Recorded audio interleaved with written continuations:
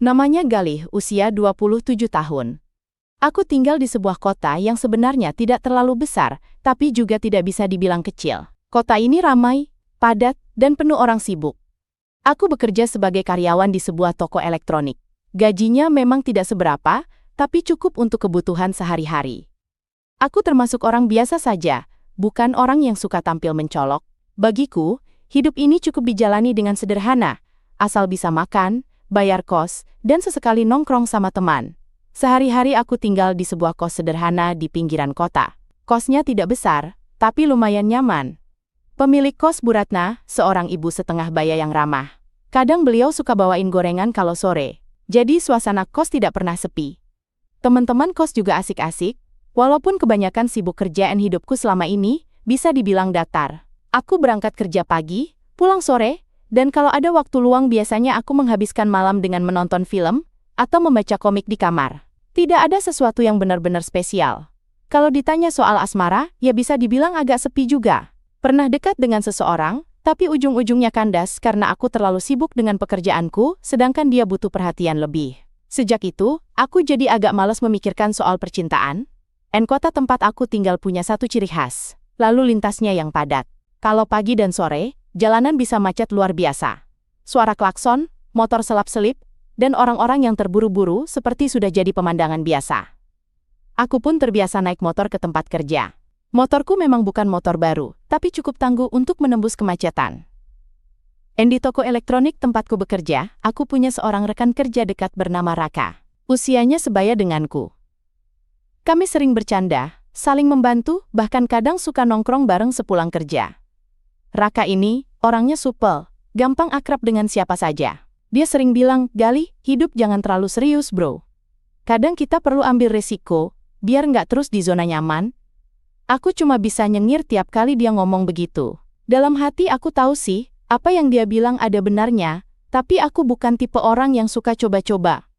Hari-hari berjalan seperti biasa, sampai suatu sore yang ternyata jadi titik awal perubahan besar dalam hidupku. Tapi sebelum sampai ke momen itu, biar aku ceritakan dulu tentang satu hal kecil yang mungkin terlihat sepele, tapi sebenarnya punya peran penting. Beberapa hari sebelum kejadian itu, aku sempat merasa agak bosan dengan rutinitas. Rasanya semua berjalan begitu-begitu saja. Aku sempat curhat sama Raka waktu lagi makan bakso di warung deket toko. "Rak, kadang gue bingung deh. Hidup gue ini kayak nggak ada gregetnya. Bangun tidur, kerja, pulang, tidur lagi. Besok diulang lagi." "Gi," kataku sambil menyeruput kuah bakso. Raka ketawa. "Ya itu tandanya lo butuh sesuatu yang baru bro. Hidup nggak bisa flat terus. Percaya deh, biasanya hal-hal besar datang pas kita nggak nyangka." Naku hanya mengangguk sambil melanjutkan makan. Saat itu aku menganggap ucapan Raka hanya sebagai kalimat penghibur. Tapi ternyata, tidak lama kemudian, kata-katanya benar-benar terbukti. Hari berganti dengan cepat. Semua terasa sama, sampai akhirnya, aku mengalami kejadian yang benar-benar mengubah segalanya. Tapi sebelum masuk ke sana, aku ingin menggambarkan diriku dengan jujur. Aku bukan pahlawan, aku bukan orang yang punya keberanian luar biasa. Aku hanya orang biasa yang kebetulan berada di waktu dan tempat yang tepat. Aku bahkan tidak pernah membayangkan kalau suatu hari hidupku akan bersinggungan dengan seseorang yang kemudian membuat segalanya jadi berbeda. Di lingkunganku, aku dikenal cukup pendiam. Kalau ada acara kumpul-kumpul di kos, biasanya aku ikut sebentar lalu kembali ke kamar. Bukannya tidak suka bersosialisasi, hanya saja aku lebih nyaman dengan dunia kecilku sendiri. Tapi bukan berarti aku cuek. Kalau ada teman kos yang butuh bantuan, aku selalu berusaha membantu sebisaku. Sore itu menjadi awal dari semuanya. Saat aku melajukan motor tuaku di jalanan yang cukup padat, hujan gerimis mulai turun. Aku menyalakan jas hujan tipis, yang selalu kusimpan di bagasi motor. Jalanan licin, lampu-lampu kendaraan menyala, dan orang-orang terlihat terburu-buru pulang. Aku tidak berpikir macam-macam, hanya ingin segera sampai di kos, mandi, lalu istirahat. Namun, di tengah jalan utama dekat perempatan, mataku tertuju pada sesuatu yang membuatku spontan menarik rem. Di pinggir jalan, tepat di dekat sebuah halte tua, aku melihat seorang wanita tergeletak. Orang-orang hanya menoleh sekilas, lalu melanjutkan perjalanan. Ada yang melambat, tapi kemudian pergi begitu saja. Aku sempat bingung, apa aku juga harus berhenti atau tidak. Dalam hati ada rasa ragu. Kalau aku berhenti, nanti gimana? Kalau ternyata berbahaya, Tapi naluri dalam diriku berkata lain. Aku tidak tega membiarkan wanita itu terbaring begitu saja. Apalagi, dari kejauhan terlihat jelas tubuhnya gemetar, seperti sedang kesakitan. Aku pun menepikan motor dan buru-buru mendekat. Saat aku sampai, aku bisa melihat lebih jelas. Wanita itu tampak muda, wajahnya cantik meski pucat pasi. Nafasnya tersengal, bibirnya sedikit membiru. Dari tangannya, terlihat ada luka dengan darah yang sudah mulai mengering, tapi cukup parah. Aku panik, tapi mencoba tetap tenang. Mbak, bisa dengar saya? Tanyaku sambil menepuk pelan pundaknya. Matanya sedikit terbuka, tapi suaranya hampir tidak terdengar. Tolong rumah sakit, katanya lirih. Tanpa berpikir panjang, aku langsung mengambil keputusan. Aku tidak bisa menunggu ambulans, karena kondisinya terlihat darurat. Aku pun mengangkat tubuhnya dengan hati-hati dan membawanya ke motor. Awalnya aku sempat bingung, bagaimana mungkin aku bisa membawa orang yang hampir tidak sadar dengan motor. Tapi, entah bagaimana, aku berhasil menempatkannya di jok belakang sambil aku tahan dengan satu tangan. Sepanjang jalan menuju rumah sakit, jantungku berdegup kencang. Hujan semakin deras, pandangan sedikit kabur, tapi aku terus memacu motor. Aku tidak peduli basah kuyup, yang penting wanita ini bisa segera mendapat pertolongan. Sesekali aku menoleh ke belakang, memastikan dia masih sadar, walau hanya dengan mata yang setengah terbuka. Sekitar 20 menit kemudian, aku sampai di rumah sakit terdekat. Begitu berhenti di depan IGD, aku langsung berteriak memanggil perawat. Tolong, ada yang butuh pertolongan darurat. Beberapa perawat segera datang dengan tandu, lalu membawanya masuk. Aku ikut masuk, masih panik dan kebingungan. Di ruang IGD, dokter langsung memeriksa kondisinya. Aku hanya bisa berdiri di luar, menunggu dengan perasaan campur aduk. Setelah beberapa saat, seorang perawat keluar menghampiriku. Mas tadi yang bawa pasien ini, tanyanya. Aku mengangguk cepat. Baik, terima kasih sudah menolong. Kalau terlambat sedikit, kondisinya bisa lebih buruk. Sekarang dia sedang ditangani, jadi Mas tidak perlu khawatir. Tapi kami perlu data sedikit. Bisa tolong isi formulir ini? Naku menerima kertas yang diberikan perawat. Saat melihatnya, aku terdiam. Nama pasien, alamat, kontak keluarga, semuanya kosong. Aku tidak tahu siapa wanita itu. Aku hanya bisa menuliskan data diriku sebagai penanggung jawab sementara. Beberapa menit kemudian, dokter keluar dan menghampiriku. Mas, kondisinya sudah lebih stabil. Dia mengalami kelelahan berat, kehilangan banyak darah akibat luka di tangannya. Dan kemungkinan sudah beberapa jam tidak mendapat bantuan. Kalau tidak segera dibawa ke sini, bisa berbahaya. Jelasnya, Naku mengangguk lega. Syukurlah dok, jadi sekarang bagaimana? Untuk sementara, dia perlu istirahat total. Nanti kalau sudah sadar penuh, mungkin bisa ditanya identitasnya. Sekarang Mas bisa pulang dulu kalau mau, tapi aku tidak langsung pergi. Ada perasaan aneh dalam diriku. Seperti ada sesuatu yang menahanku untuk tetap di sana. Aku duduk di kursi ruang tunggu, menatap pintu IGD, dengan pikiran campur aduk. Siapa dia? Kenapa bisa tergeletak sendirian di jalan? Dan kenapa tidak ada satupun orang yang menolong sebelumnya? Waktu berjalan, sekitar 1 jam kemudian, seorang perawat keluar dan bilang bahwa pasien sudah dipindahkan ke ruang perawatan. Aku memberanikan diri untuk melihatnya sebentar. Saat masuk ke ruangan, aku melihat wanita itu berbaring dengan selang infus di tangannya. Wajahnya masih pucat, tapi terlihat lebih tenang dibanding sebelumnya. Naku berdiri di samping ranjang, hanya memperhatikan. Dalam hati, aku merasa lega sekaligus penasaran. Aku tidak tahu kenapa, tapi melihatnya membuatku merasa punya tanggung jawab. Seperti, aku harus memastikan dia benar-benar baik-baik saja. Naku duduk sebentar di kursi dekat ranjangnya. Saat itulah, wanita itu perlahan membuka mata. Pandangannya samar, tapi cukup untuk melihatku. Dengan suara pelan, dia berbisik. Terima kasih sudah nolong saya. Aku terdiam, lalu tersenyum canggung. Gak usah mikirin itu mbak. Yang penting sekarang istirahat dulu. Nanti kalau sudah sehat, baru cerita pelan-pelan. Dia hanya mengangguk pelan, lalu kembali memejamkan mata. Keesokan harinya, setelah semalaman kepikiran tentang wanita itu, aku kembali ke rumah sakit. Aku merasa ada semacam kewajiban untuk mengecek keadaannya. Saat masuk ke ruang perawatan, aku melihat dia sudah agak lebih segar. Wajahnya masih pucat, tapi matanya terbuka, menatap langit-langit kamar. Begitu aku masuk, dia menoleh. Ada sedikit senyum tipis di bibirnya. Mas yang kemarin nolong saya kan? Suaranya pelan tapi jelas. Aku mengangguk. Iya mbak, gimana sekarang perasaannya? Lebih baik, terima kasih sekali lagi mas. Naku duduk di kursi samping ranjang. Suasana agak canggung. Rasanya aneh. Baru kemarin aku menemukannya di jalan, sekarang aku duduk di sampingnya, seperti seorang teman lama. Kalau boleh tahu, nama mbak siapa? Tanyaku hati-hati. Dia terdiam sebentar sebelum menjawab. Namaku Nadia. Nah, akhirnya, aku tahu namanya. Tapi, rasa penasaran justru semakin besar. Siapa Nadia? Kenapa bisa sendirian di jalan dengan kondisi separah itu? Belum sempat aku bertanya lebih jauh, seorang dokter masuk untuk mengecek kondisi Nadia. Dari obrolan singkat dengan dokter, aku tahu kalau Nadia harus rawat inap beberapa hari. Masalahnya, ketika ditanya soal keluarga, dia hanya diam. Tidak ada satupun keluarga yang datang. Itulah rintangan pertamaku. Aku yang sama sekali bukan siapa-siapa, tiba-tiba harus jadi penanggung jawab. Dokter menatapku serius. Mas Galih, kalau memang keluarga pasien belum bisa dihubungi, sementara ini Mas tercatat sebagai penanggung jawab utama. Apakah Mas bersedia? Naku tercekat. Ini bukan keputusan kecil. Bagaimana kalau terjadi sesuatu? Bagaimana dengan biaya rumah sakit? Tapi, saat melihat wajah Nadia yang lemah, aku tidak tega untuk menolak. Dengan berat hati, aku mengangguk. Baik dok, sementara saya yang tanggung jawab. Sejak itu, hari-hariku berubah total. Setelah pulang kerja, aku selalu menyempatkan diri ke rumah sakit. Setiap kali aku datang, Nadia tampak lebih tenang.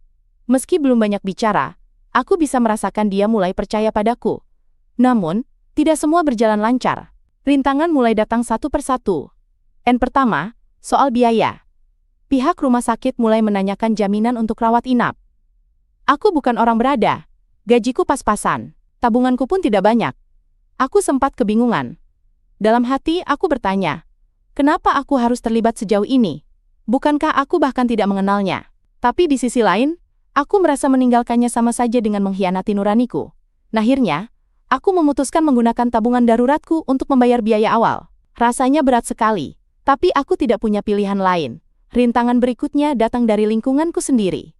Saat aku cerita ke Raka, reaksinya penuh heran. Lo serius, Lih? Ngeluarin uang buat orang yang bahkan lo nggak kenal? Gila aja lo. Kalau ternyata dia cuma bikin masalah gimana? Aku menghela napas. Gue juga nggak tahu, Ra. Tapi gue nggak tega. Waktu itu kalau gue tinggalin, mungkin dia udah nggak ada sekarang. Raka menggeleng sambil menepuk bahuku.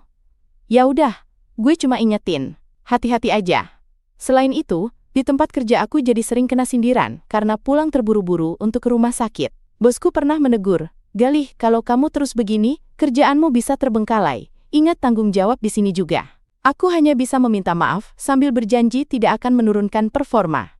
Di tengah semua itu, ada satu tantangan yang paling berat, mencari tahu siapa sebenarnya Nadia.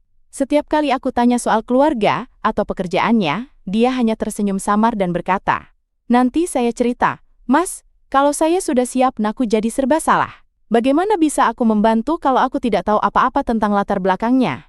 Tapi aku tidak mau memaksa. Aku memilih menunggu sampai dia sendiri yang mau bercerita. Namun, menunggu itu tidak mudah. Sementara hari-hari berjalan, aku semakin terikat dengan keberadaan Nadia. Setiap kali melihatnya berjuang untuk pulih, aku merasa harus ada di sampingnya. Padahal, logikaku sering berteriak, Galih, jangan bodoh. Kamu bisa terjebak masalah besar. Konflik batin itu membuatku sering sulit tidur. Ada rasa takut kalau keputusanku salah, tapi juga ada rasa damai setiap kali melihat Nadia tersenyum. Aku berada di persimpangan.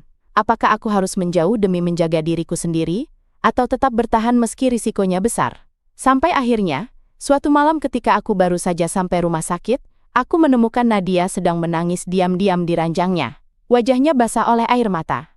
Begitu melihatku, dia buru-buru menyeka pipinya. Ada apa, Nat? Tanyaku pelan. Dia hanya menggeleng. Tapi aku bisa melihat jelas, ada beban berat yang dia sembunyikan. Aku duduk di kursi samping ranjang, mencoba menenangkan Nadia yang masih menyeka air matanya. Suasana hening, hanya terdengar suara alat medis yang berdetik pelan. Aku ragu untuk bertanya lebih jauh, tapi hatiku tidak tahan melihatnya sesedih itu. Nat, kalau memang ada sesuatu yang berat, kamu bisa cerita. Siapa tahu aku bisa bantu, ucapku hati-hati. Dia menunduk lama, seperti sedang berperang dengan dirinya sendiri. Setelah beberapa menit, akhirnya dia menghela napas panjang. Mas Galih, ada hal yang harus saya ceritakan. Tapi saya takut, kalau Mas malah menyesal sudah menolong saya. Aku menatapnya serius. Apapun itu, coba cerita dulu. Saya nggak akan menyesal. Nadia terdiam lagi sebelum akhirnya membuka mulut. Kata-kata yang keluar darinya membuat darahku seakan berhenti mengalir. Sebenarnya, saya sedang dikejar orang. Naku spontan terkejut. Maksudnya dikejar orang? Kenapa matanya berkaca-kaca? Saya bekerja di sebuah perusahaan besar. Ada proyek yang ternyata penuh dengan korupsi dan kecurangan. Tanpa sengaja, saya menemukan bukti-bukti itu. Saat saya coba melaporkan, mereka balik mengancam saya. Bahkan, saya sempat diserang, makanya tangan saya terluka. Naku membeku mendengarnya. Jadi bukan kebetulan dia tergeletak di jalan. Ada sesuatu yang lebih besar di balik itu semua. Kalau begitu, berarti mereka bisa saja nyari kamu ke sini. Tanyaku waspada. Nadia mengangguk pelan. Makanya saya takut. Rumah sakit mungkin tempat yang aman sementara. Tapi saya nggak tahu sampai kapan. Kepalaku terasa berat. Aku benar-benar tidak menyangka akan terseret ke dalam masalah sebesar ini. Rasa takut mulai menyelip, tapi di sisi lain aku sadar. Kalau aku mundur sekarang, Nadia bisa saja tidak selamat. Disitulah aku dihadapkan pada pilihan besar. Tetap berada di sisinya dan mungkin menghadapi bahaya. Atau mundur. Dan kembali ke hidupku yang aman tapi meninggalkannya sendirian. Naku butuh waktu berpikir, tapi kejadian malam itu tidak memberi kesempatan. Saat aku hendak pulang, aku melihat dua pria asing berdiri di luar rumah sakit. Penampilan mereka mencurigakan, wajah keras, dengan tatapan tajam yang seakan mengawasi. Jantungku langsung berdegup kencang, naku berusaha tetap tenang, melewati mereka tanpa menoleh. Namun dari ekor mataku, aku bisa merasakan pandangan mereka mengikuti gerakanku. Aku yakin mereka bukan orang sembarangan. Mungkin benar mereka adalah orang yang mengejar Nadia. Malam itu aku tidak bisa tidur. Pikiranku penuh dengan bayangan buruk. Bagaimana kalau mereka masuk ke rumah sakit? Bagaimana kalau Nadia benar-benar dalam bahaya besar? Dan bagaimana dengan diriku sendiri? Keesokan harinya, aku kembali ke rumah sakit, lebih pagi dari biasanya. Begitu masuk ke kamar Nadia, aku langsung bicara serius. Nat, sepertinya kamu nggak aman di sini. Aku lihat ada orang mencurigakan semalam. Kita harus pikirkan sesuatu. Dia tampak pucat. Mereka sudah menemukan saya? Aku nggak tahu pasti, tapi aku nggak mau ambil risiko. Kalau mereka benar orang yang kamu maksud, kita harus bertindak. Nadia menggigit bibir, lalu berkata pelan, saya masih punya flash disk yang berisi semua bukti korupsi itu. Selama benda itu ada, mereka nggak akan berhenti mengejar saya. Aku menelan ludah. Jadi inilah akar masalahnya. Flash disk itu ada di mana sekarang? Dia membuka laci kecil di samping ranjang, mengeluarkan sebuah benda hitam kecil, lalu menyerahkannya padaku. Saya simpan di sini, tapi saya takut ketahuan. Naku menggenggam flash disk itu erat. Rasanya berat sekali, seperti memegang kunci ke dalam masalah besar. Tapi di dalam hati, aku tahu. Ini bukan hanya tentang Nadia lagi. Ini bisa menyangkut banyak orang. Beberapa jam kemudian, kejadian yang kutakutkan benar-benar terjadi. Dua pria asing yang kulihat semalam tiba-tiba masuk ke ruang perawatan. Wajah mereka garang, langkahnya mantap. Salah satunya berkata dengan suara dingin, Mbak Nadia, sudah waktunya ikut kami. Naku langsung berdiri menghadang. Hei, kalian siapa? Ini rumah sakit, jangan seenaknya. Mereka saling pandang, lalu menatapku dengan sinis. Minggir, anak muda, ini bukan urusanmu, tapi aku tidak bergeming. Kalau mau bawa dia, kalian harus lewat saya dulu. Situasi menegang. Aku bisa merasakan ketakutan Nadia di belakangku. Tangannya mencengkram selimut erat-erat. Sementara dua pria itu mulai melangkah maju. Jantungku hampir meloncat keluar, tapi aku tahu aku tidak boleh mundur. Perawat yang melihat kejadian itu segera berteriak memanggil satpam rumah sakit. Suasana jadi kacau. Dua pria itu akhirnya mundur, tapi mereka sempat mengancam. Kalian tidak akan bisa sembunyi selamanya. Setelah mereka pergi, Nadia menangis terseduh-seduh. Aku memegang pundaknya, mencoba menenangkannya, meski diriku sendiri masih gemetar. Nat, mulai sekarang, kita harus benar-benar hati-hati. Aku nggak tahu gimana caranya, tapi aku janji nggak akan ninggalin kamu. Setelah kejadian di rumah sakit malam itu, Pihak keamanan rumah sakit langsung meningkatkan penjagaan. Beberapa satpam ditempatkan khusus di sekitar kamar Nadia. Aku merasa sedikit lebih tenang, meskipun rasa was-was tetap tidak hilang sepenuhnya. Beberapa hari kemudian, aku memberanikan diri untuk menghubungi seorang kenalanku yang bekerja di kantor kepolisian. Namanya Pak Arif, seorang penyidik yang pernah aku bantu dulu waktu tokoku menjadi korban pencurian.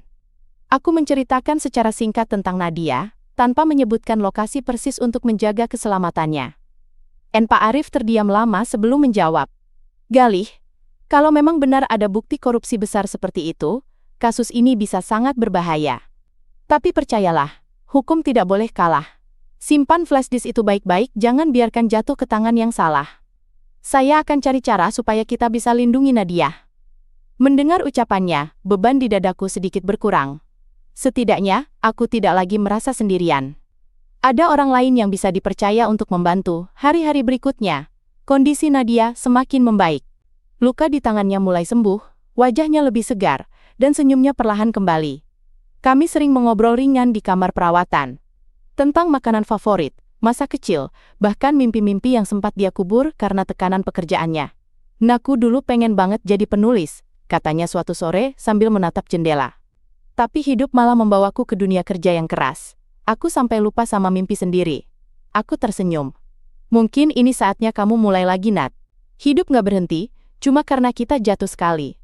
Dia menoleh. Matanya berbinar. Mas Galih selalu bisa bikin aku tenang ya. Kalimat sederhana itu entah kenapa membuat dadaku hangat. Ada sesuatu yang berbeda, kini antara aku dan Nadia. Bukan sekadar penolong dan orang yang ditolong, tapi ada rasa yang tumbuh diam-diam. Namun, bukan berarti semua langsung aman. Ancaman masih ada, meskipun tidak lagi seintens sebelumnya. Dua pria asing yang pernah mendatangi rumah sakit memang tidak muncul lagi, tapi aku tahu mereka pasti masih mengawasi. Justru disinilah aku harus lebih berhati-hati, sampai akhirnya, kabar baik datang. Pak Arif menghubungiku lagi. Galih, kami sudah mulai selidiki perusahaan tempat Nadia bekerja. Bukti dari flash disk itu sangat kuat. Beberapa nama besar sudah masuk dalam daftar penyidikan. Kalau ini berjalan lancar, jaringan korupsi besar bisa terbongkar. Naku hampir tidak percaya. Jadi benda kecil yang selama ini kusimpan erat bisa membuka jalan menuju keadilan. Aku langsung menyampaikan kabar itu pada Nadia. Dia menutup mulutnya, air mata menetes. Aku nggak sia-sia, Mas. Akhirnya semua terungkap juga. Aku menepuk tangannya lembut. Ini baru awal, Nat. Kamu harus kuat, sampai semua selesai. Sejak saat itu, situasi perlahan membaik. Rumah sakit tetap dijaga, tapi suasana sudah tidak setegang sebelumnya. Aku pun mulai bisa membagi waktu antara kerja dan menemani Nadia. Bahkan bosku yang tadinya sempat kesal, akhirnya melunak setelah aku jujur bercerita sedikit. Tentu tanpa menyebut detail sensitif. Kalau memang ada orang yang kamu lindungi, lakukan dengan sepenuh hati, kata bosku sambil menepuk bahuku. Kerjaan bisa kita atur, tapi jangan sampai kamu menyesal karena tidak berani membela kebenaran. Ucapan itu menambah semangatku. Aku merasa, meskipun awalnya semua terasa berat, kini mulai ada dukungan dari berbagai sisi. Dan tidak hanya itu, teman-teman kosku pun mulai tahu bahwa aku sering ke rumah sakit. Awalnya mereka penasaran, ada yang menggoda. Wah, Galih diam-diam punya pacar baru ya? Aku hanya tersenyum, tidak membantah tapi juga tidak membenarkan. Dalam hati, aku tahu, ada sesuatu yang tumbuh di antara aku dan Nadia, meski belum jelas bentuknya. Yang paling penting, Nadia sendiri kini terlihat lebih berani. Dia tidak lagi menangis diam-diam seperti dulu. Setiap kali aku datang, dia menyambut dengan senyum. Aku jadi punya alasan untuk sembuh cepat, Mas, katanya suatu hari. Alasannya apa? Tanyaku iseng. Dia menunduk, pipinya memerah. Ya, banyak, naku hanya tertawa kecil. Tapi dalam hati aku mengerti apa maksudnya. Dan pelan-pelan, aku mulai melihat bagaimana masalah ini membentukku jadi pribadi berbeda. Aku yang dulunya hanya pria biasa dengan hidup datar, kini harus belajar mengambil keputusan berani. Aku belajar menghadapi rasa takut, bertanggung jawab atas orang lain, dan percaya bahwa kebaikan kecil bisa berdampak besar. Hari-hari setelah itu berjalan dengan campuran rasa lega dan was-was. Proses hukum yang dilakukan pihak kepolisian mulai memperlihatkan hasil. Dari berita televisi dan media online, aku melihat beberapa pejabat perusahaan besar ditangkap. Kasus itu bahkan jadi sorotan nasional. Nama Nadia tidak pernah disebut, tapi aku tahu, semua berawal dari keberaniannya menyimpan bukti di flash disk kecil itu. Dan di sisi lain, ancaman terhadap Nadia perlahan mereda. Orang-orang yang mengejarnya entah sudah ditangkap atau melarikan diri. Rumah sakit mulai terasa lebih aman. Satpam tidak lagi berjaga setegang dulu, dan Nadia bisa bernafas lega untuk pertama kalinya setelah sekian lama. Suatu sore, aku datang seperti biasa setelah pulang kerja. Kali ini, suasana kamar terasa berbeda. Nadia duduk di kursi dekat jendela, rambutnya yang panjang tergerai, wajahnya jauh lebih segar. Begitu aku masuk, dia tersenyum hangat. "Mas Galih, aku punya kabar baik. Dokter bilang besok aku sudah boleh pulang." Naku ikut tersenyum, meski ada perasaan aneh di dadaku. "Wah, syukurlah. Itu kabar bagus, Nat. Berarti kamu sudah benar-benar sehat." Dia mengangguk pelan, lalu menatapku lama. "Tapi setelah ini, aku harus mulai dari nol. Aku nggak bisa balik ke perusahaan itu lagi. Semua sudah hancur." Naku menarik napas. Aku tahu, setelah keluar dari rumah sakit, tantangan Nadia belum selesai. Dia harus membangun hidup baru. Dan entah kenapa, aku merasa ingin menjadi bagian dari perjalanan itu. "Nat," kataku pelan, "hidup memang sering gak sesuai rencana. Tapi bukan berarti berhenti. Kamu punya kesempatan untuk mulai lagi. Kalau kamu mau, aku siap bantu."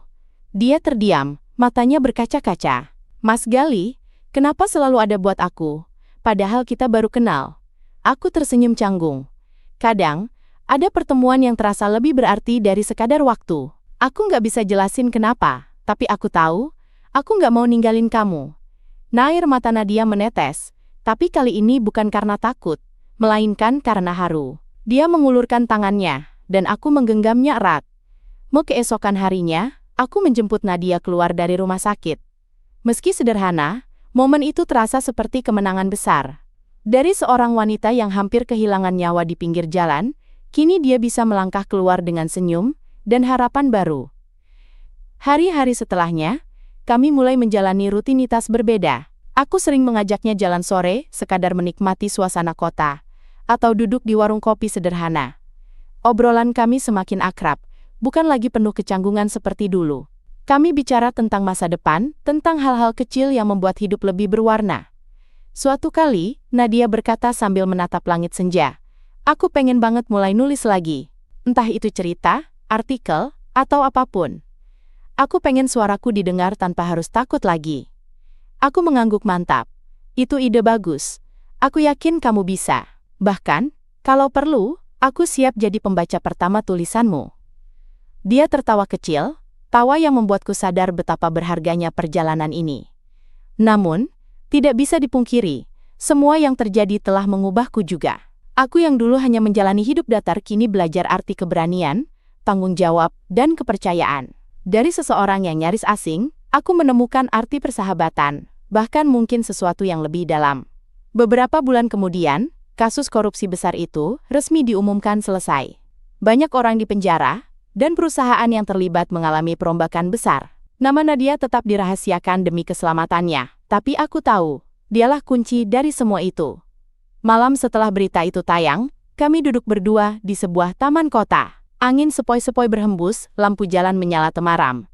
Nadia menatapku dengan tatapan serius. "Mas Galih, aku masih nggak percaya semua ini sudah berlalu. Kalau bukan karena Mas, mungkin aku sudah nggak ada. Aku nggak tahu harus gimana balasnya." Naku menatap balik, tersenyum. "Nat, kamu nggak perlu balas apa-apa. Yang penting sekarang kamu bisa hidup bebas, tanpa takut. Itu sudah cukup buat aku." Dia menggenggam tanganku erat. "Tapi aku nggak mau cuma berhenti di sini. Aku mau jalanin hidupku ke depan, bersama orang yang udah jadi penyelamatku." Kata-kata itu membuat dadaku hangat sekaligus bergetar. Aku terdiam sebentar, lalu menjawab, "Kalau itu maumu, aku juga siap. Mulai sekarang, kita sama-sama saling jaga." Malam itu, aku sadar cerita ini bukan sekadar tentang menolong seseorang di jalan. Ini tentang bagaimana sebuah keputusan kecil bisa membawa perubahan besar. Tentang keberanian menghadapi rasa takut, tentang keikhlasan membantu tanpa pamrih, dan tentang pertemuan yang bisa mengubah hidup selamanya. Dan hidupku yang dulu datar kini penuh warna. Dari seorang pria biasa, aku belajar arti luar biasa dari sebuah kebaikan. Dan bersama Nadia,